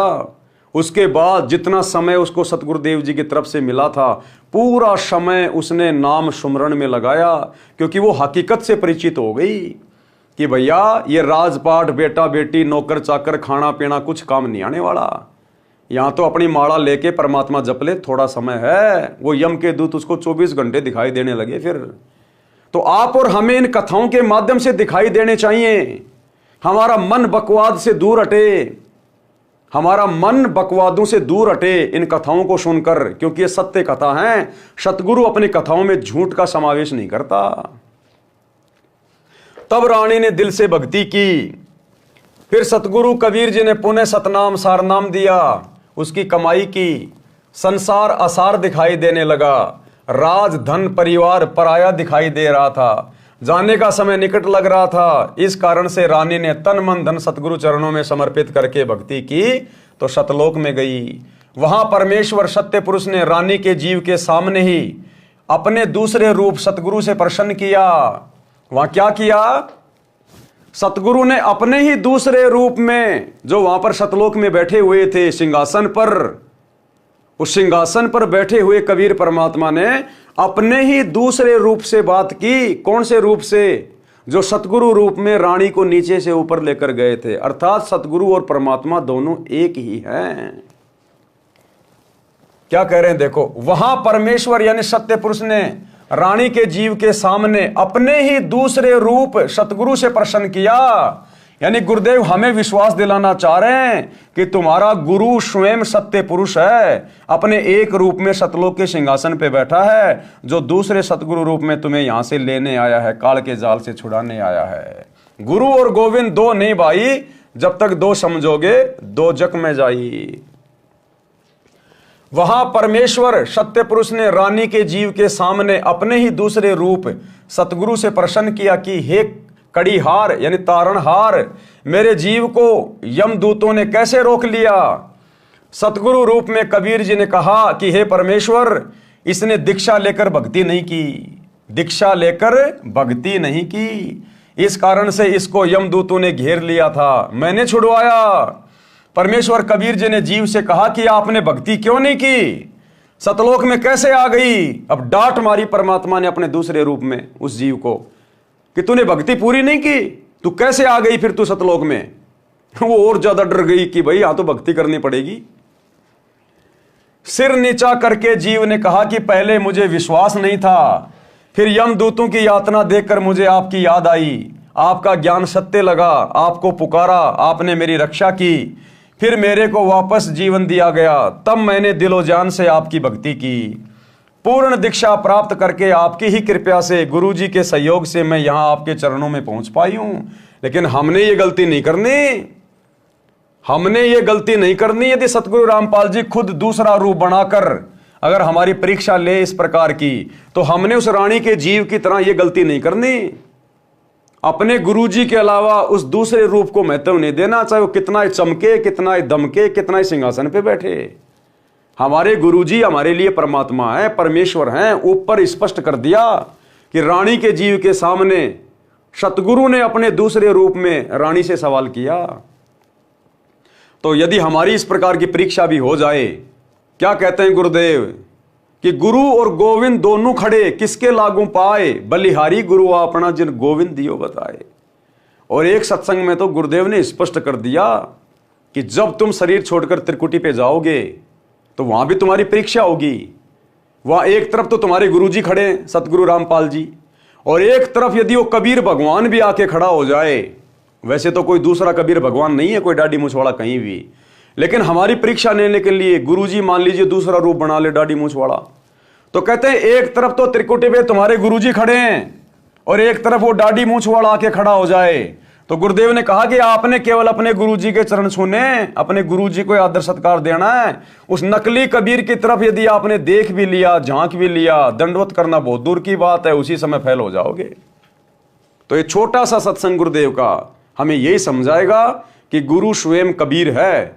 चाहे लाख कबीर आके खड़े हो जाओ हमारे गुरुजी के सामने, हमने अपने गुरुजी के अलावा उनको परमात्मा की दृष्टि से देखना भी नहीं है, दंडवत भी नहीं करना है, आदर सत्कार भी नहीं करना है। सुनिए, गुरु और गोविंद दोनों खड़े, वहां मान लीजिए परमात्मा दोनों रूप बना के खड़ा हो जा, एक दास का रूप और दूसरा अपना ओरिजिनल रूप। तो कहते हैं वहां भी परीक्षा होगी, किसके लागू पाए। सबसे पहले कहते बलिहारी गुरु अपना, जिन गोविंदियों मिलाए। अपने गुरुजी के ही चरणों में गिरना, वहां पर परमात्मा की तरफ अगर झांक भी लिया उधर साथ होगी तो वो रिजेक्ट करेंगे आपको, यहां भी ऐसा ही होगा। अपने गुरुजी के ही चरणों में गिरना, वहां पर परमात्मा की तरफ अगर झांक भी लिया उधर साथ होगी तो वो रिजेक्ट करेंगे आपको, यहां भी ऐसा ही होगा। अपने गुरुजी के ही चरणों में गिरना, वहां पर परमात्मा की तरफ अगर झांक भी लिया उधर साथ होगी तो वो रिजेक्ट करेंगे आपको, यहां भी ऐसा ही होगा। तो वहां गुरुजी के ही चरणों में समर्पित होना है, तो भगवान प्रसन्न। तो भाई और बहनों, बात समझ में आ रही होगी धीरे धीरे, तब हम कहीं जाकर भक्ति में सफलता प्राप्त करेंगे। लेकिन वो रानी बेचारी, क्योंकि 650 साल पहले परमात्मा ने कंप्लीट मूल ज्ञान दिया नहीं था, उस रानी के जीव को पूरा विश्वास नहीं था कि कबीर जी खुद ही परमात्मा है, इसलिए वो कबीर जी को केवल अपना सतगुरु मान रही थी और परमात्मा उनके दूसरे रूप को समझ रही थी। तो क्या बोली कि पूर्ण दीक्षा प्राप्त करके आप ही की कृपा से, गुरुजी के सहयोग से मैं यहां आपके चरणों में पहुंच पाई हूं। शतलोक में जाकर भगत अन्य भक्तों के पास भेज दिया जाता है, सुंदर अमर शरीर मिलता है, बहुत बड़ा आवास महल मिलता है, विमान आंगन में खड़ा है, सिद्धियां आदेश का इंतजार करती हैं, तुरंत विद्युत की तरह सक्रिय होती हैं, जैसे बिजली का बटन यानी स्विच दबाते ही बिजली से चलने वाला यंत्र तुरंत कार्य करने लगता है। ऐसे वहां पर वचन का बटन यानी स्विच है, जो मुख से निकाल देंगे, जो बात मन में सोच लेंगे तुरंत एक्टिव हो जाएगी। जो वस्तु चाहिए बोलिए, वस्तु पदार्थ आपके पास उपस्थित होगा। जैसे भोजन खाने की इच्छा होते ही आपके भोजनालय पर गतिविधि प्रारंभ हो जाएगी, थाली गिलास रखे जाएंगे, कुछ देर में खाने की इच्छा बनी तो सिद्धि से उठकर रसोई में रखे जाएंगे, 1 मिनट पश्चात इच्छा हुई तो भी उसी समय व्यवस्था हो जाएगी। घूमने की इच्छा हुई तो विमान में गतिविधि महसूस होगी, विमान के निकट जाते ही द्वार खुल जाएगा, विमान स्टार्ट हो जाएगा। जहां जिस द्वीप में जाने की इच्छा होगी, विचार करने पर विमान उसी ओर उड़ चलेगा। इच्छा करते ही ताजे ताजे फल पेड़ों से तोड़कर लाकर आपके समक्ष रख दिए जाएंगे। शतलोक की नकल ये काललोक है। इसी तरह स्त्री पुरुष परिवार हैं। शतलोक में 2 तरह से संतानों की उत्पत्ति होती है, शबद से तथा मैथुन से। ये हमारी परीक्षा है भाई और बहनों, शबद से तथा मैथुन से। मैथुन यानी शारीरिक संभोग करने से। ये हमारी परीक्षा के लिए गुरुदेव भगवान ने इस पुस्तक में लिखा है, जानबूझ के, कि मेरे बच्चों का दिमाग सही काम कर रहा है कि नहीं कर रहा है, या खाली बस पढ़े जा रहे हैं, थोड़ा बहुत बुद्धि विवेक का इस्तेमाल करते हैं कि नहीं करते हैं। ये जगत वाले भाई बहन नहीं समझ पाएंगे अभी इसको, मैथुन क्या है, शबद सृष्टि क्या है। ये आप और हम भक्तों की परीक्षा के लिए। तो शतलोक में जहां तक गुरुदेव भगवान ने बताया है और उनके अध्यात्म का यही निष्कर्ष निकलता है कि सतलोक में मैथुन सृष्टि नहीं है। अगर सतलोक में मैथुन सृष्टि होती तो काल को यहां भेजने की क्या जरूरत थी। सतलोक के जिस हिस्से में मैथुन सृष्टि होती है वहीं परमात्मा उसके विमान को उतार देते कि ले भाई ये गंदा कर्म तू यहां कर ले, यहां पहले से मैथुन सृष्टि चल रही है। तो एक सत्संग सुनिए जिसमें गुरुदेव ने स्पष्ट कर दिया कि सतलोक में मैथुन क्रिया से बच्चे पैदा नहीं होते, वहां पर मैथुन सृष्टि नहीं है, केवल शब्द से सृष्टि होती है। सुनिए छोटा सा सत्संग। तो सतपुरुष ने अपने कहते हैं 17 शब्द उच्चारण किए, वहां सतलोक की सृष्टि रची। एक तो जैसे पूरा 10 किले हों और फिर उसमें कंस्ट्रक्शन करनी न्यारी होती है, वो रचना की। एक शब्द से उन्होंने वहां के उस सतलोक के सब द्वीप रच दिए। एक द्वीप की इतना क्षेत्र है कि ये सारे ब्रह्मांड और उस एक द्वीप के कोण में रखे जा सकते हैं, इतना बड़ा विस्तार एक द्वीप का है। तो सबसे पहले बंदी छोड़ ने एक शब्द से वहां के सभी द्वीप रच दिए और फिर 16 शब्द उच्चारण किए। शब्द से सृष्टि होती है सतलोक में, ये मैथुन सृष्टि नहीं है। और फिर 16 शब्द उच्चारण किए। शब्द से सृष्टि होती है सतलोक में, ये मैथुन सृष्टि नहीं है। और फिर 16 शब्द उच्चारण किए। शब्द से सृष्टि होती है सतलोक में, ये मैथुन सृष्टि नहीं है। पहले शब्द से दीप लोक आदि रच दिए। दूसरे शब्द से फिर 16 शब्दों से 16 पुत्र वहां जिन्होंने वहां पर कंट्रोल करना है उस सारी सृष्टि के सतलोक की को, वो बनाए। तो भाइयों और बहनों, आपने सुन लिया कि सतलोक में मैथुन से सृष्टि नहीं है। और यहां गुरुदेव लिख रहे हैं कि सतलोक में शब्द से तथा मैथुन से सृष्टि होती है। इसका मतलब हमारी परीक्षा के लिए गुरुदेव भगवान ने जानबूझकर यह पॉइंट लिखा है। वह हंस पर निर्भर करता है। वचन से संतान उत्पत्ति वाला क्षेत्र सत्य पुरुष के सिंहासन के चारों ओर है। नर नारी से परिवार वाला क्षेत्र उसके बाद में है।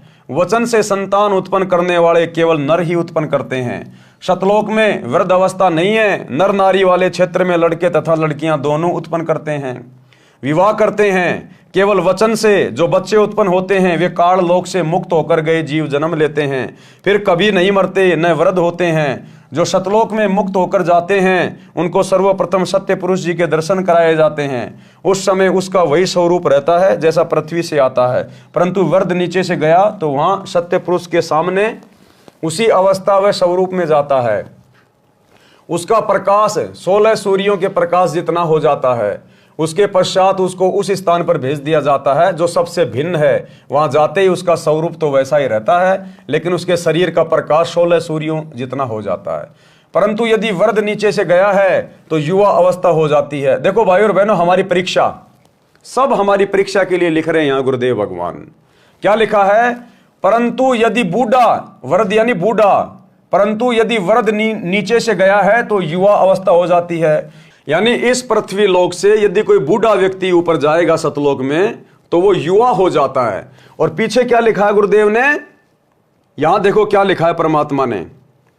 परंतु वृद्ध यानी बूढ़ा नीचे से गया तो वहां सत्य पुरुष के सामने उसी अवस्था व स्वरूप में जाता है, यानी बूढ़ा बूढ़ा ही अवस्था में जाता है। और यहां लिखा है यदि वृद्ध यानी बूढ़ा नीचे से गया है तो युवा अवस्था में हो जाती है। तो दोनों बातें एक दूसरे की विरोधाभासी हैं। तो ये हमारी परीक्षा के लिए है। कैसी परीक्षा?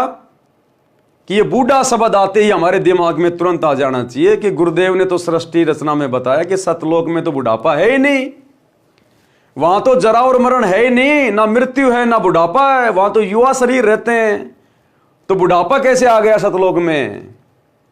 बूढ़ा कैसे हो जाएगा व्यक्ति सतलोक में?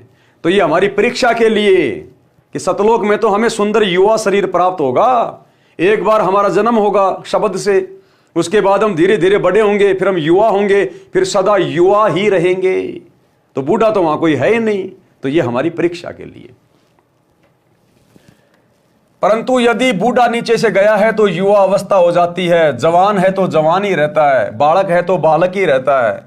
वहां पर कुछ को सत्य पुरुष के वचन से स्त्री पुरुष का शरीर मिलता है, कुछ बीज रूप में सत्य पुरुष द्वारा बनाए जाते हैं, जिनका फिर एक बार किसी के घर सतलोक में जन्म होगा, फिर परिवार बनेगा।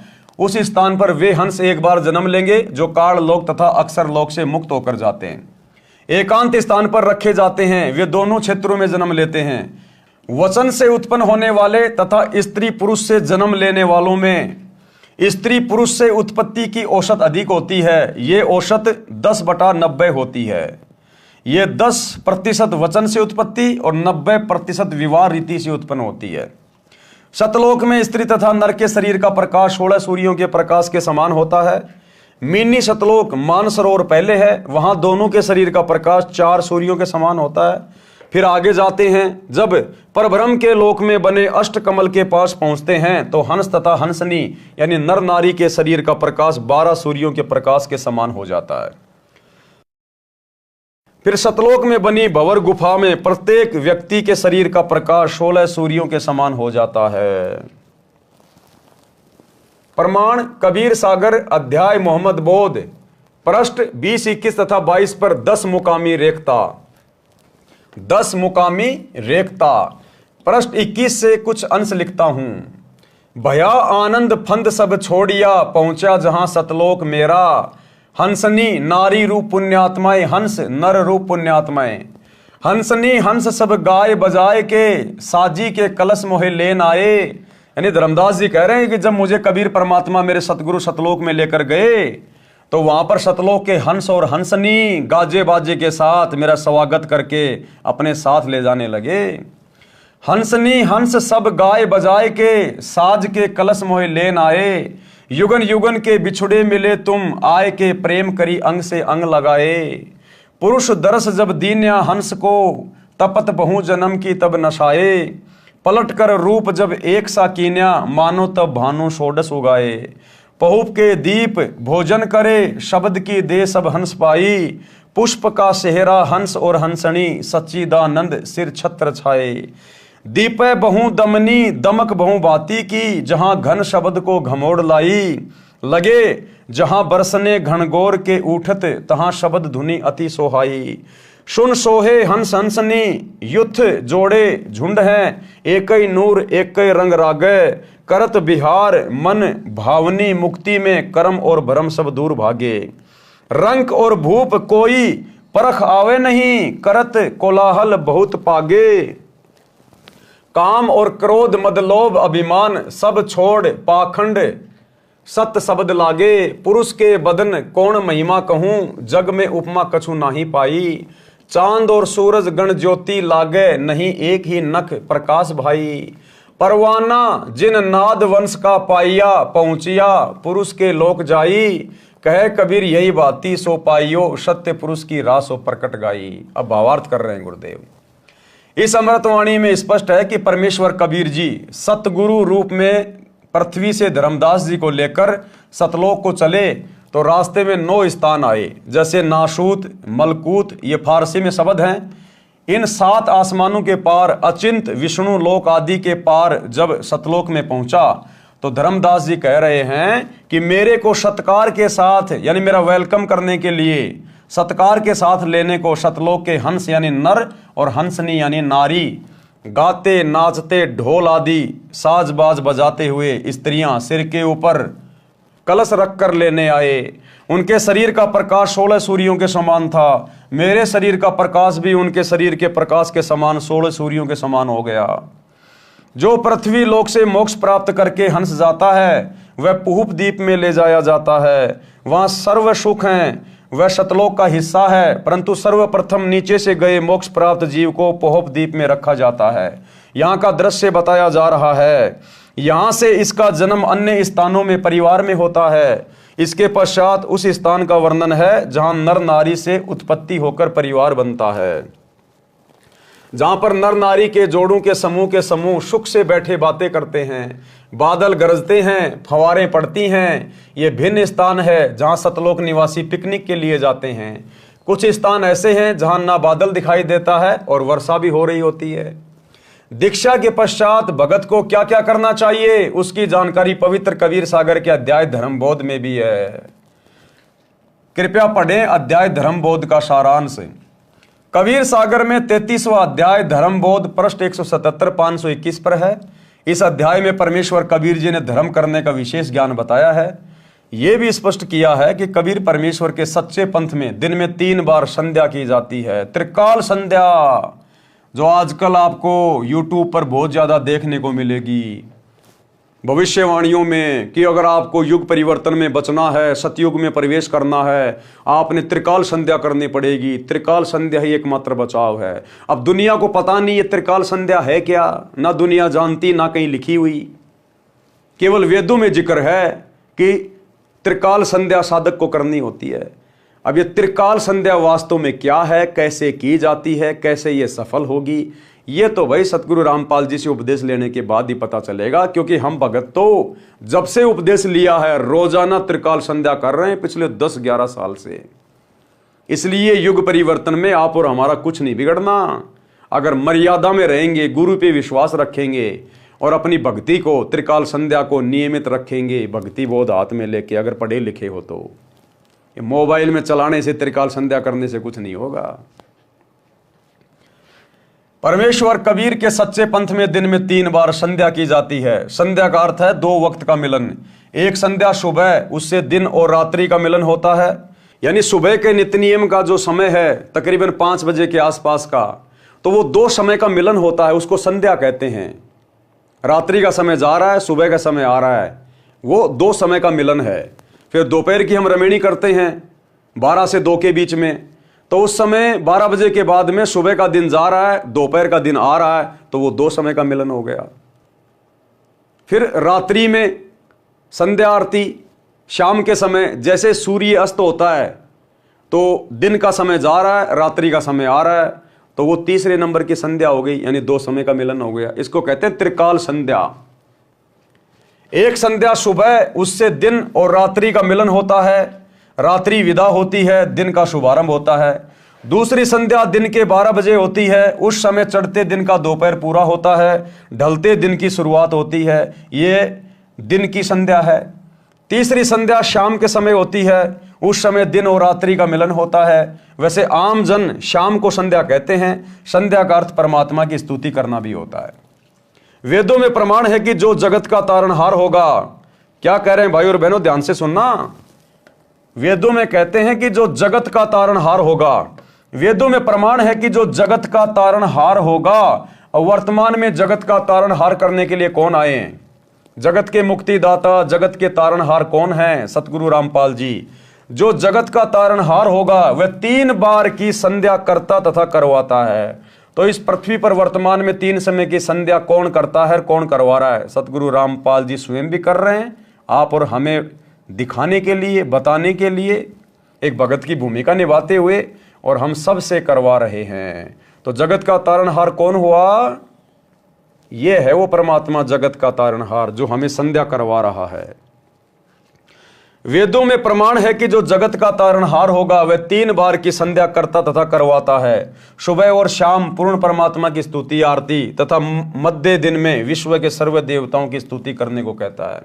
प्रमाण ऋग्वेद मंडल नंबर 8 सूक्त 1 मंत्र 29 में तथा यजुर्वेद अध्याय 19 मंत्र 26 में है। कबीर सागर में धर्मबोध अध्याय में पृष्ठ 177 पर भी यही प्रमाण है। सांझ सकार मध्या संध्या तीनों काल, धर्म कर्म तत्पर सदा कीजिए सुरती संभाल।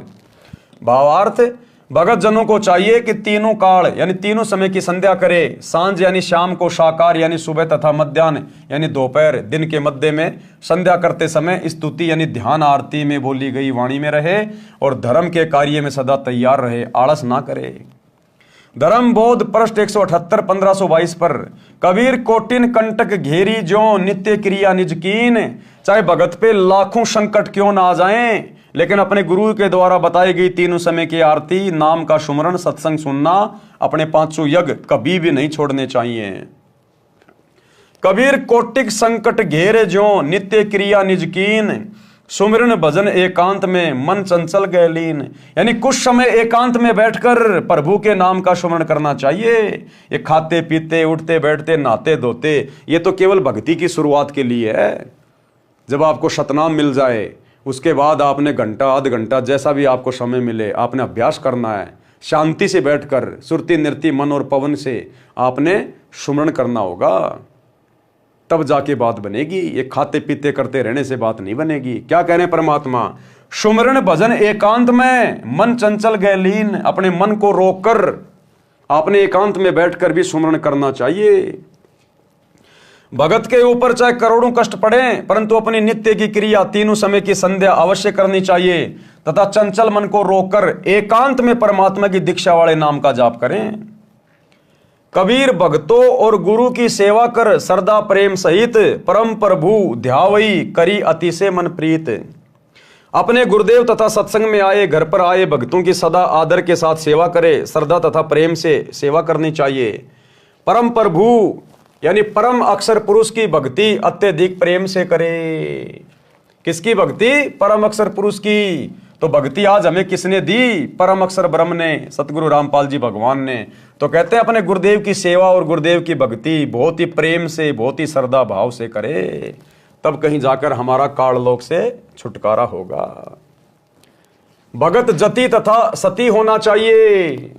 अब इस पॉइंट के ऊपर भाई और बहनों हम कल रात्रि 8 बजे फिर से लाइव आएंगे, तो कल रात्रि सभी भाई बहन फिर से जुड़िए। तब तक गुरुदेव भगवान हम सबको आज्ञा दें, इजाजत दें, सद्बुद्धि दें, आशीर्वाद दें। बंदी छोड़ सतगुरु रामपाल जी भगवान की जय हो।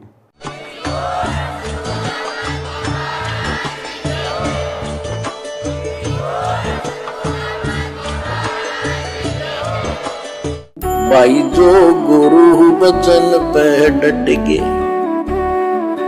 कट गे फंद 84 के, कट गे फंद 84 के, कट गे फंद 84 के। भाई जो गुरु बचन पे डट गे, कट गे फंद 84 के।